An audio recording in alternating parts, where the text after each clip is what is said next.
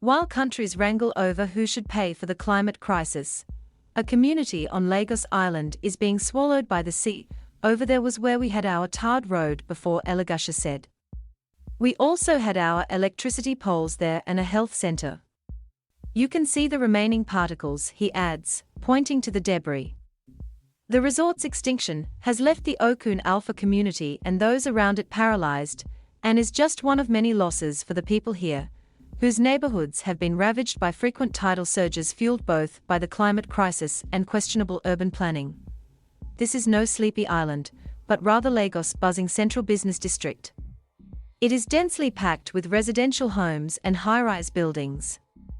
The residents of Okun Alfa worry that complete submersion of their community is no longer a matter of if, but when.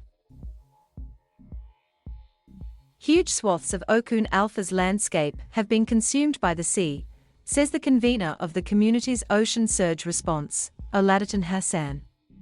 It's half the size it once was. Properties that were nowhere near the ocean 10 years ago now sit just a few steps away. Many years ago, we took long treks to get to the sea, said Elegushi. There were no houses close to the shore. He added that for decades, Okun Alfa's residents have been moving their homes further and further back from the shoreline, as floods and sea level rise erode the coast they once looked out over. But there's a limit to how far back they can move. There is no more land for us to move to, said Elegushi. I lost my palace. You can see that, we just built this. The former palace is inside the ocean. As the 26 Colombian pesos climate talks in Glasgow enter the most intensive phase of negotiations, the money needed for developing nations to adapt to the climate crisis is proving to be one of the most contentious issues.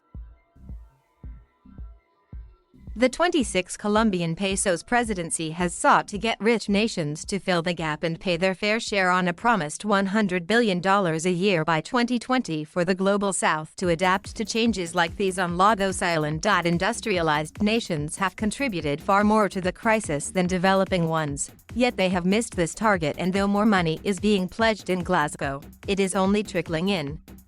A problem with management, climate, or both. A projection on sea level rise by the University of Plymouth showed that an increase of just 1 to 3 meters will have a catastrophic effect on the human activities in Nigeria's coastal environments, including Lagos, a low-lying city on the Atlantic coast. Scientists say that a rise of up to 1 meter could happen by 2100 if emissions levels do not decrease dramatically. Another study, published in Nature, found that some of the world's low-lying coastal cities could be permanently submerged by then. But, like so many of the worst impacts of the climate crisis, humans' management of the natural and built world are exacerbating problems like receding coastlines. On Lagos Island, community leaders fault the construction of an entirely new coastal city, called Eco-Atlantic. They say the project has worsened the surge of water towards their part of the coastline, pushing their homes underwater. The city is being built on land reclaimed from the Atlantic, on a former beach on Lagos Victoria Island. Land reclamation is a major problem in combating rising sea levels and building resilience, said Adiadun. Eco-Atlantic project is pushing the water that was occupying where they are reclaiming now back to neighboring coastal communities. So this has increased sea surge in places like Okun Alfa. The higher the water goes, the more devastating the impact, he said. David Frame, the managing director of Eco-Atlantic, denies the project is creating these problems. He explained that the consultant's role was to ensure dredging contractors did not take sand from the seabed beyond a point known as the -15 contour. That is the point at which, if you dredge closer to the shoreline, you are going to affect the coastline.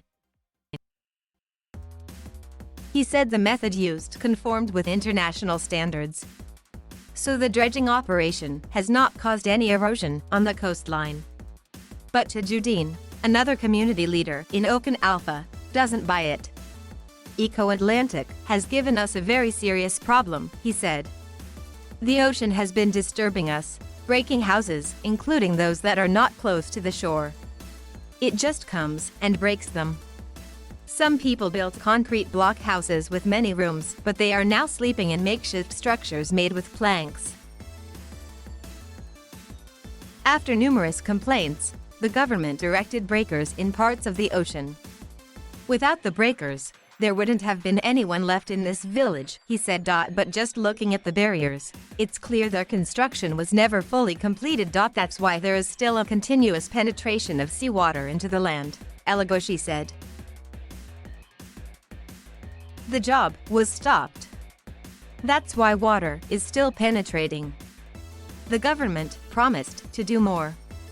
This was just half of it, he added. Another resident, Chidasat, said Okun Alfa isn't yet safe. An official Lagos website published a statement by the State Surveyor General in June saying that Atlantic City is a unique megacity built on new ideas and innovation for a greater Lagos that is environmentally friendly and sustainable.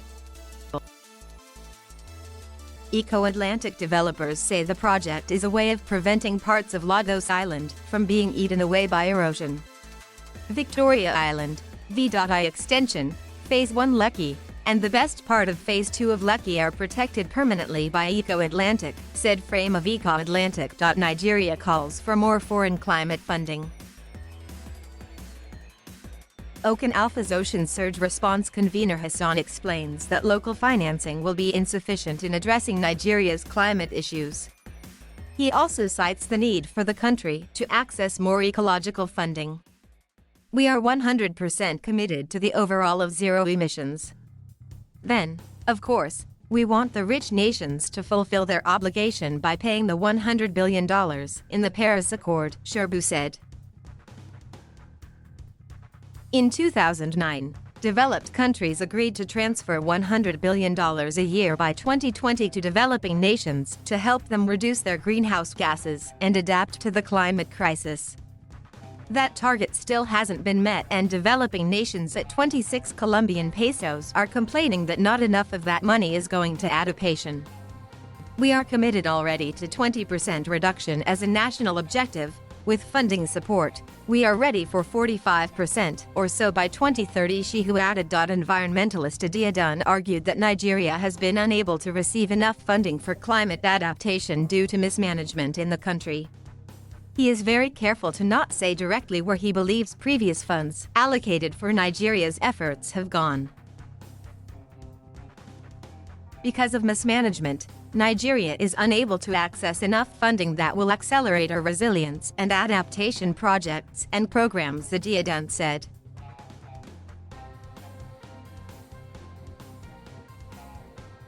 Thank you for watching. Please subscribe.